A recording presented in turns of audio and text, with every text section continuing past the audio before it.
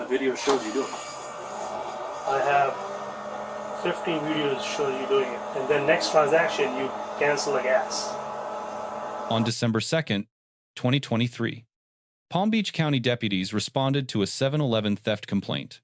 A cashier had been conducting fraudulent gas refunds to load her personal Cash App account over 3 months. Transaction records and surveillance footage documented at least 15 separate incidents. The documented loss totaled $2,250, clearing the felony grand theft threshold under Florida law. Deputies staged a planned confrontation at the employee's scheduled shift arrival. Constitutional issues followed immediately. She loads up Cash App kind of thing. Yes, it's Cash App card. Okay. And then if she loads up the Cash App card and she does not put the money in, I'll be cash short. Okay. I'll know it right away. Okay. But what she does is she does a refund on gas. Okay. So we will never be able to find out. Because it'll be anything happens in 7-Eleven on gas goes to a credit card shortage. Okay. So it goes in a credit card shortage. I'm like, this is how the system is set up at 7-Eleven. Okay. So we were looking for where's the money in the short in the gas. Mm-hmm. We would never focus on the Cash App? on the cash load, card load, and all that stuff. Okay. Till yesterday, last night, I was short for almost $300. Okay. So I figured out, and I went to my electronic journal, everything that we record. Mm-hmm. So I saw that this is very strange. This never happens. She loads up a card, a Cash App, and then immediately next transaction is $300 loads up, and then the next transaction is $300 gas refund. Okay. So that actually raised my query. I'm looking, because since the time she had joined, we used to be very tight. Now we are having variances like swings. Crazy, and we don't have no explanation for that. He's the manager, by the way. Oh, okay. He's helping me out with his child. It's supposed to be his day off. So, okay, gotcha. So I went up there, and we went up. I can pull up last 3 months here. Okay. So we went up there, and we actually totaled up.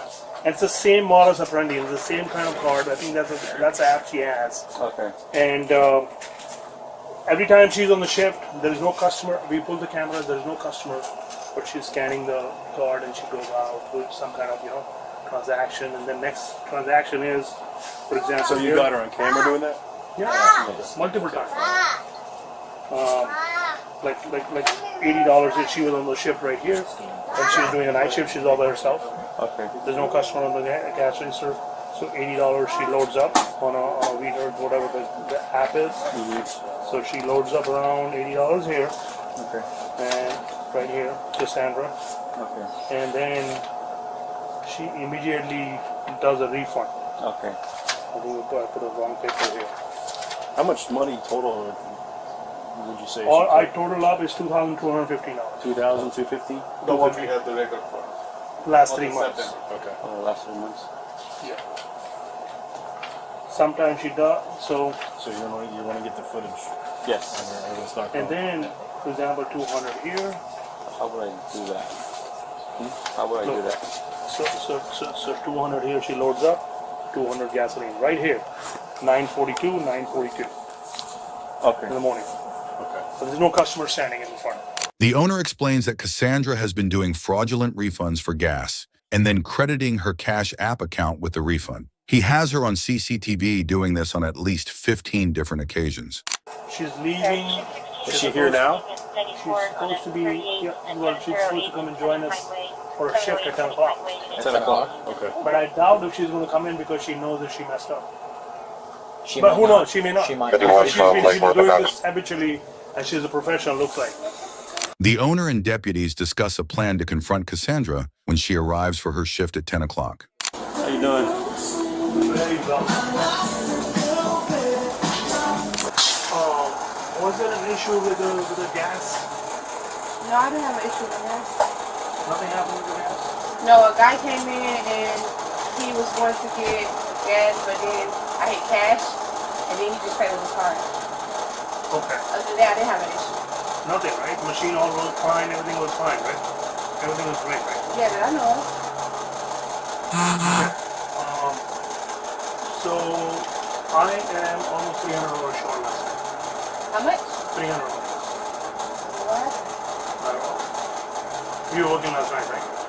I worked yesterday. Yesterday morning. I'm talking about morning shift. So, anything with the car load, anything that happened? You remember? Nothing? So I'm going to talk to you, or I'm just going to read you these real quick. I'm going to need you to tell me verbally if you understand them or not, and then I'm going to ask you a couple questions, all right? Okay. Any statement can and will be used against you in the court of law. Do you understand? Yes. Okay. Now, the reason I read you these because we're doing an investigation on behalf of 7-Eleven because they feel something happened between what he was just asking you about. So now I'm going to interview you and I'm going to see if you're willing to talk to me, of course, about it. You want to talk to me, knowing these rights? I don't have nothing to say. Okay, We're so going to have to ask you some questions. we're going to have to ask you questions, and you guys, to talk are you to willing answer to answer those questions without a lawyer, or you want to? I'm willing to answer. Okay. Before questioning began, a deputy delivered only one of 4 constitutionally required Miranda warnings. Miranda versus Arizona established that 4 distinct advisements are required before custodial interrogation may proceed. Right to silence. Statements may be used in court. Right to an attorney. Right to appointed counsel. Only the second warning was given. The remaining 3 are absent from the record. Under Berkemer versus McCarty, the totality of circumstance multiple deputies, targeted accusations, focused questioning, almost certainly constituted a custodial environment, triggering the full Miranda requirement. The incomplete advisement creates a viable motion to suppress all statements made by the subject. A second constitutional issue emerged seconds into the interview. When asked whether she wished to speak, the subject stated, "I do not have anything to say." Michigan versus Mosley requires law enforcement to scrupulously honor any invocation of the right to remain silent.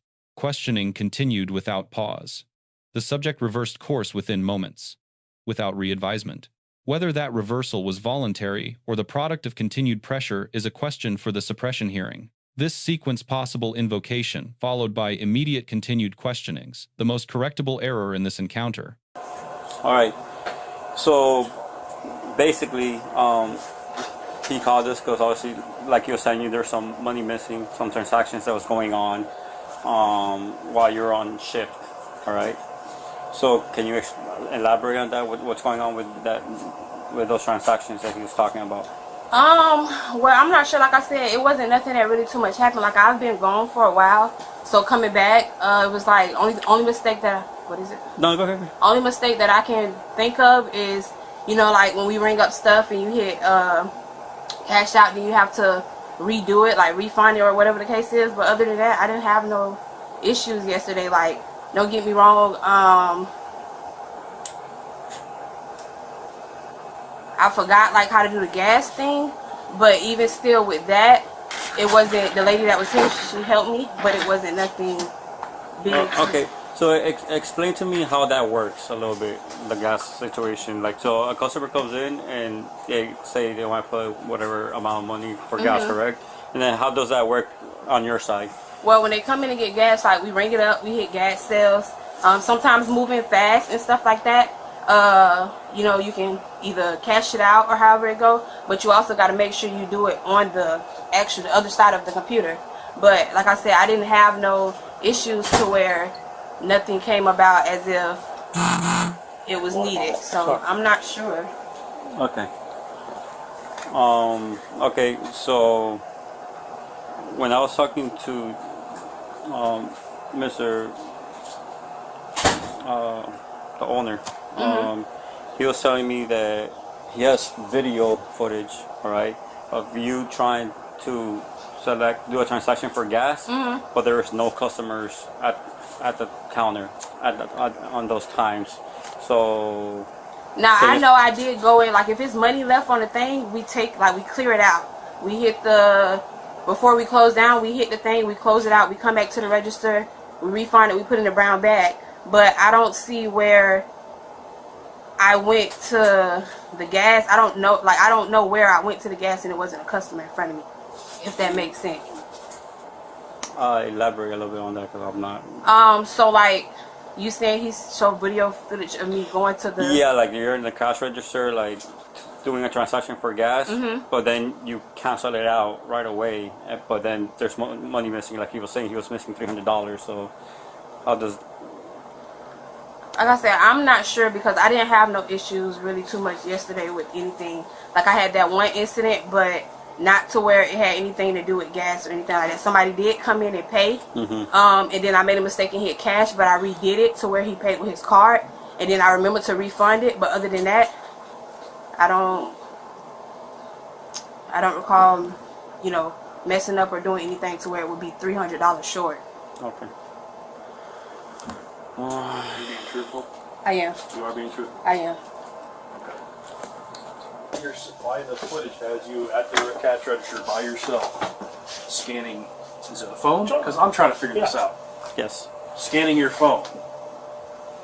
On the No, cash. I didn't scan my phone. Like, don't get me wrong.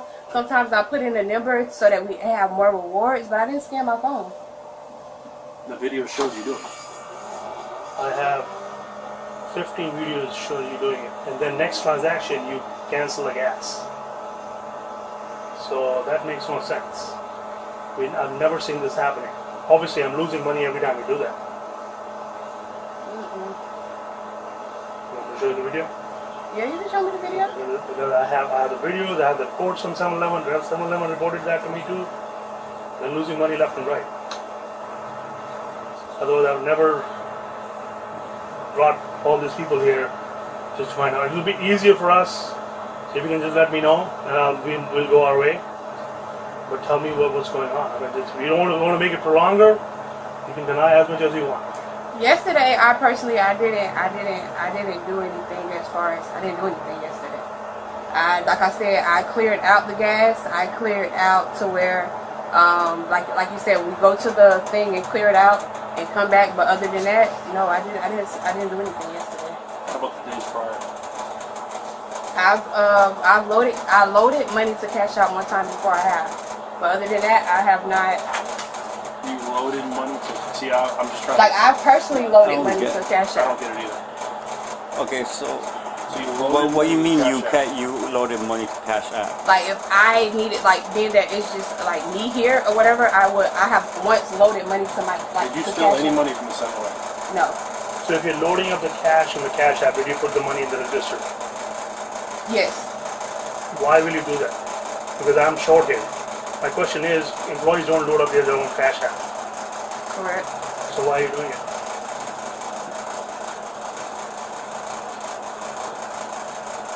That's the reason why you're doing it. Why were you doing I mean, I did it that time because I needed the money, but other than that, that was it. So you needed the money, but you didn't put. So you didn't have the money when you loaded up, but you never informed me, did you? No. Okay. And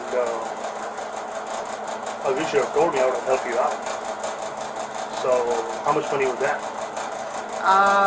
It was $200. Did you take the $200? I loaded to the cash app. So it's like digital currency to the cash app. Instead of taking the money, the actual money, she loaded it to her phone. That is correct. Okay. Because she needed it times on top. Yeah. You know, so Okay. But yesterday I did not load any money to cash app. What day was that you actually loaded the? I'm not sure. I'm not sure what day it was. a month ago, 2 months ago, was I was here last week. It was probably last month. Sorry, I'm pretty. It was probably last month, but it wasn't. last month, beginning of the month. I'm not sure. It probably was the beginning. So you loaded up because you needed the money. You didn't inform anybody else, and that's it, right? That's it. The one time. Yes.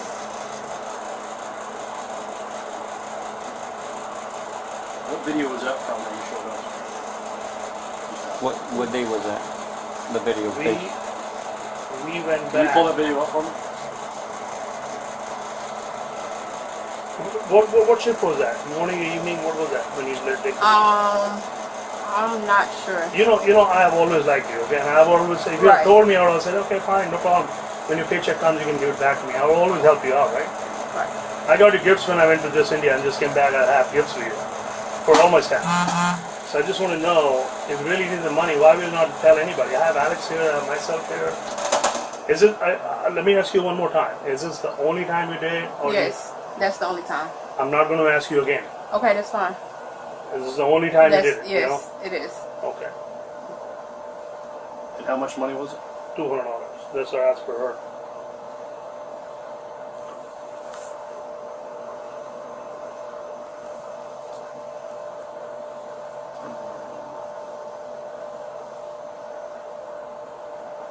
This was the thing from yesterday, buddy.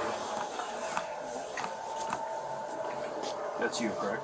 Mm-hmm. There's no customer, by the way. You can zoom out if you want to see. Okay, there's no customer. So what are you doing there?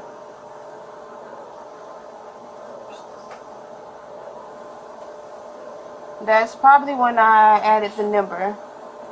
There's no number. Yes, when you type in a rewards There's no number. customer.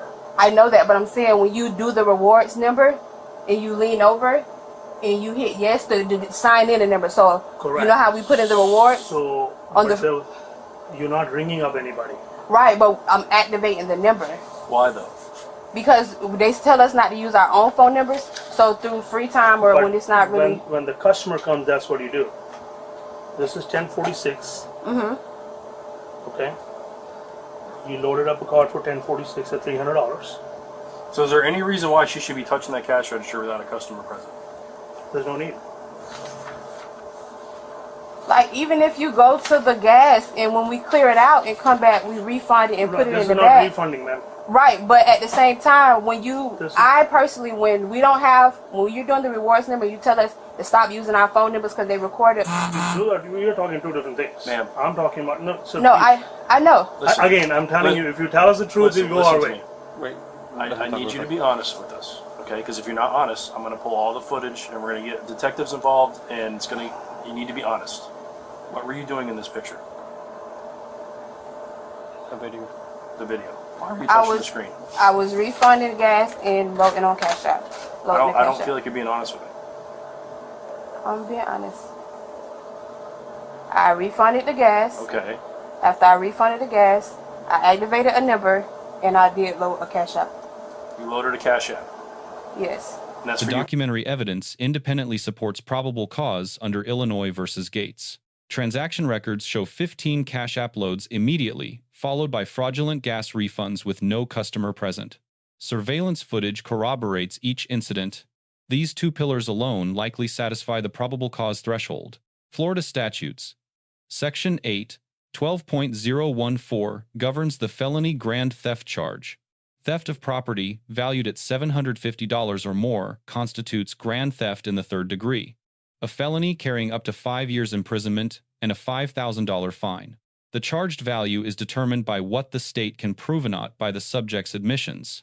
The subject admitted 3 incidents totaling $700.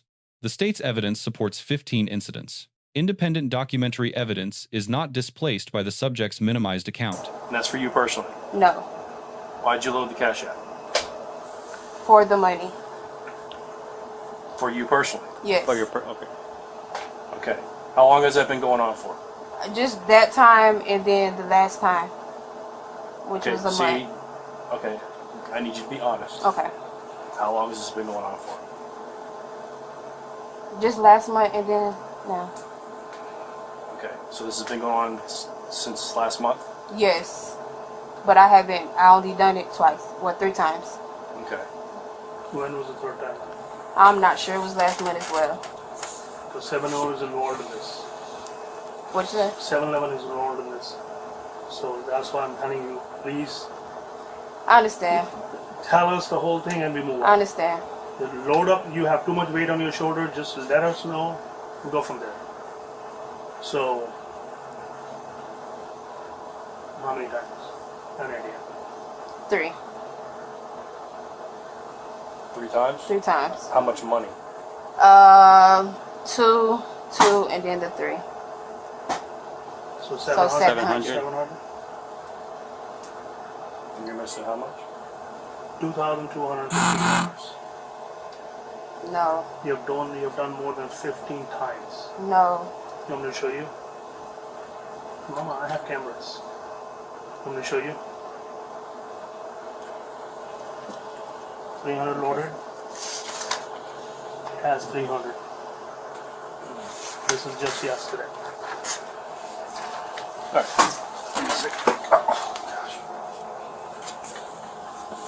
Can we talk to you, sir, outside? Or can we talk down here? For me? Yeah. After a quick discussion, Cassandra is placed under arrest. Put him in the front. She's pregnant. Put him in the front. Yeah, we're gonna get you all your stuff. Did you get dropped off here? You have anything on you now, dear? No. Just your earrings. Okay.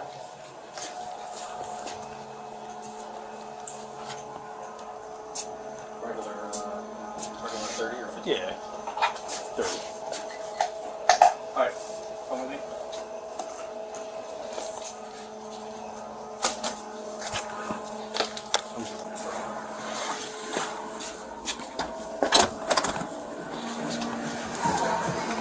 The Palm Beach County deputies receive a grade of B+. The confrontation strategy was tactically sound. The arrest was non-forceful, compliant, and professionally handled. However, delivering only one of 4 Miranda warnings before substantive questioning is a significant procedural failure. Questioning after a possible invocation of silence compounds that error. Both deficiencies were entirely preventable. The subject, Cassandra Revel, receives a grade of C-. Her initial statement, "I do not have anything to say," was her strongest legal position of the encounter. She abandoned it within seconds, waived counsel, and provided escalating admissions throughout the interview. She ultimately admitted the core criminal act on camera, substantially easing the prosecution's evidentiary burden. The store owner receives a grade of A-. 3 months of pre-contact documentation, transaction records, and 15 surveillance incidents was exemplary.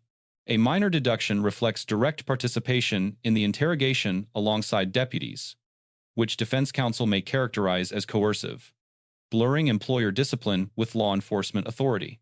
3 practical lessons emerge from this encounter.